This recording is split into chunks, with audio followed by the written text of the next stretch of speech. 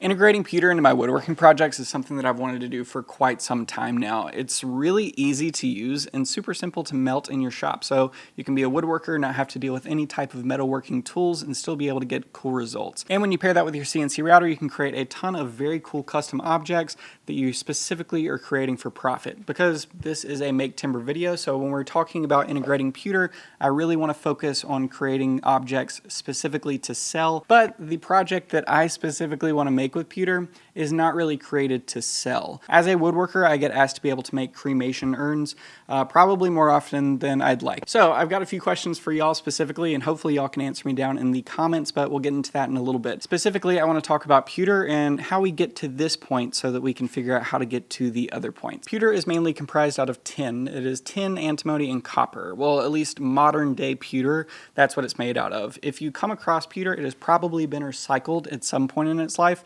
and older pewters have been known to contain lead. So if you're looking to integrate this into your projects and you're worried about that, there are lead testing kits online. Pewter scrap value is about $7 to $11 for a pound of pewter. So oftentimes it's a lot cheaper to be able to go to a thrift store or go to somebody's yard sale and pick up old pewter objects. And it's actually kind of like a fun little treasure hunt and a good way to kill time, because you can easily stash up a good amount of it and then melt it down all in one day to be able to make some type of project like this. This specifically is just a pewter ingot, because people do resell pewter ingots online. So right here, this is a pewter ingot that I've made, and I've got a free downloadable file on my website, CNC Later. It's a fun project that you can complete in an afternoon. So yeah, free files if you want them. Melting this is extremely easy. I would just definitely stay away from anything that you're wanting to be able to cook in again, but you can get old pots and you can get a stovetop. You can get this kind of stuff at a thrift store super cheap, because you realistically only need to get up to 450 degrees Fahrenheit. 450 degrees Fahrenheit is 232.222 degrees Celsius. So it's a very low melting point, which means that you don't have to have any type of metalworking equipment in your shop.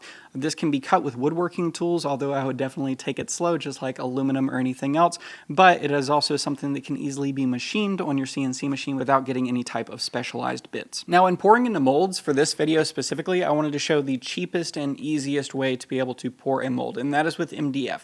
And it is by far not the best thing to use for molds, but if you want to be able to make something cheap, easy, quick, and dirty, MDF is definitely the way to go. You can see right here that I've burnt to several areas because the MDF does burn. It's certainly not meant to be reusable, and it's going to create a very rough object. So you can see right here I left these yellow, and that is going to be the normal result of recasting pewter. It's going to have a yellow layer on it, and there's a lot of really great videos on this, so I'll just kind of paraphrase what I've learned. If you want to easily remove this yellowing, you can put this in a solution of 20% citric acid, and that's going to be a very non-destructive way to be able to take the yellowing off of this. Just like this plate, you might think, well, that's pewter, it looks good. This actually is not pewter. This is cast aluminum, just like this is cast aluminum as well. And it's something that you need to look out for. If you are going out to thrift stores specifically to look for pewter, I would definitely make sure that it is actually marked pewter. Right here, you can see this plate is marked Pewterex, which anybody looking at in a thrift store would think, oh, that's pewter. It's actually not. Nowadays, there are aluminum alloys that are specifically made to be able to mimic the qualities of pewter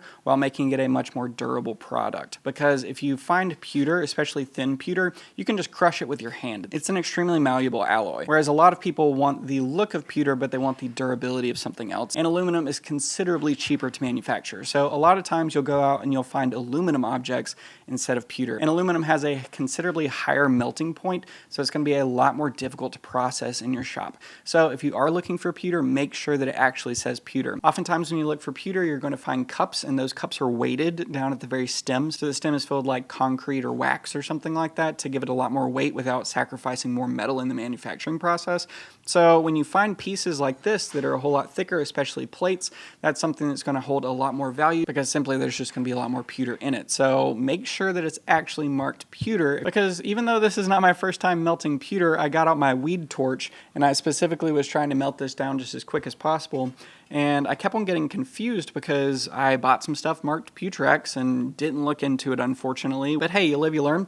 So I took my weed torch to it and I finally got it down to a place where I could melt it. And unfortunately, there's a lot of pewter mixed in with this aluminum. I know that the easiest way to be able to create molds that are dependable and reusable is going to be able to make silicone molds, but that's not really useful when you're just creating one-off projects. So I've got a few different materials in the shop, and I'm thinking next about using Richlight, which is a compressed paper resin, and I think that's going to give pretty good results. And even though the details didn't come out very good in the MDF because, you know, it's MDF, I think that I can still get some very good details in a much harder material. So that's currently what I'm thinking, but if anybody else has any ideas or has done this before, I would love to know your thoughts so that I'm not running through just a ton of different materials wasting my time. If you do comment down below and you have something that you want me to test out, please don't include a link because YouTube automatically nukes comments that have links. What I would like to specifically do is integrate pewter much more into projects. So some type of a wooden project that includes pewter. Cremation urns definitely hold like a very special place in my heart, which is why this is going to be a two-part video. I used to work at a inpatient rehabilitation center, which a lot of y'all know. The part that I don't really talk about a whole lot is, unfortunately, some of those people do pass away, and I've had the absolute pleasure of getting to know some incredible individuals, and I've had family members contact me specifically to be able to make their cremation urns. So when I think about making a cremation urn, I don't think about like, oh, we can make something that'll make $400. I think about creating an object that is as honoring to that individual as possible. I got a ton of thoughts on it, which we'll get into for the actual cremation urn video. But if you watch the channel for a while, you know that I don't really do this often in kind of asking for a ton of input, specifically when I'm in the middle of a project. I really like to have something finished and ready to go. But as it is Maketember, I really want to be able to extend this to some other people because I do not know a ton about joinery, and specifically joinery that is meant for absolute beginners. I really don't want to do any type of finger joints because I don't want there to be gaps. I don't want to create any types of jigs or have the material up on its side to be able to cut things. I know you can get into some really cool joinery that way, but that's not specifically what I want for this project. Right now, I'm really leaning towards 45-degree angles, so using a 90-degree V-bit piercing all the way through the material so that it matches up nice and tight, and then drilling in some 1/4-inch holes that not only index the part as a whole, but also those dowels could be like a contrasting material that could add a little bit of intrigue to the piece, or they could be the exact same material to kind of go away, but it would create a nice repeatable way to be able to build the box portion of it. When integrating pewter into that project, I think about creating something really cool. Not only could you take like a grayscale image of that person and be able to transform that into an STL like in Carve Co-Maker Plus, and then be able to carve that out and then cast that person's face in pewter. You could also do something just based off of text. I could either use some type of a mold to be able to do very customized individual pieces that I'm pouring, or I could be able to create a very intricate piece that automatically fits into a project that is then customized by my fiber laser, because fiber lasers can engrave on metal. So that's kind of another thing that I'm thinking about, but that creates an additional step that is not going to be relatable for a lot more people out there. At the same time, I think that you could create an urn and then just as easily engrave on it with your CNC machine, which is what I think the majority of people will do. So there's a few options out there, and I'm really exploring all of them at this point, but specifically I want to be able to create something that is very unique and special and also just not too distracting. There's, like I said, a ton that I can go into about this that I'm really excited about going into for that video specifically. Another one of my videos for Maketember is going to be talking about customizing without customizing, so that you can go ahead and create the entire project, and then something specifically like your cremation urn where it needs a lot more customization to it.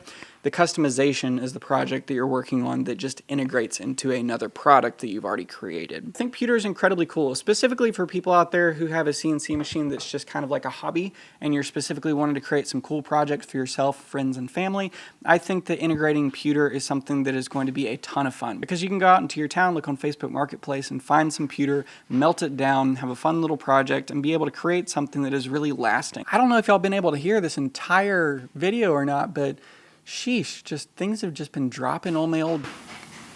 Thank you so much to my Patreon members who are constantly showing up and supporting me. I really do appreciate it. Y'all are the best. If you are brand new to the channel and you're confused about what is on the screen right now, that is how long it took me to film and edit this video. The reason that I'm keeping track of that is because I'm going to add up all of my videos over 2023 and put that against all of the Google AdSense that I've been able to generate for this channel specifically, so that in January of 2024, I'll be able to find out my hourly rate of what I have earned on YouTube. So if you're interested in the finances behind YouTube, specifically for my channel, I will be putting out a video in January of 2024. So yeah, super excited about that. And if you are as well, go ahead and subscribe down below. I would really appreciate it. If you're interested in CNC files, like I said, I have free ingot mold files on the website. Go ahead and check out cnclater.com, and I will CNC y'all later. Bye.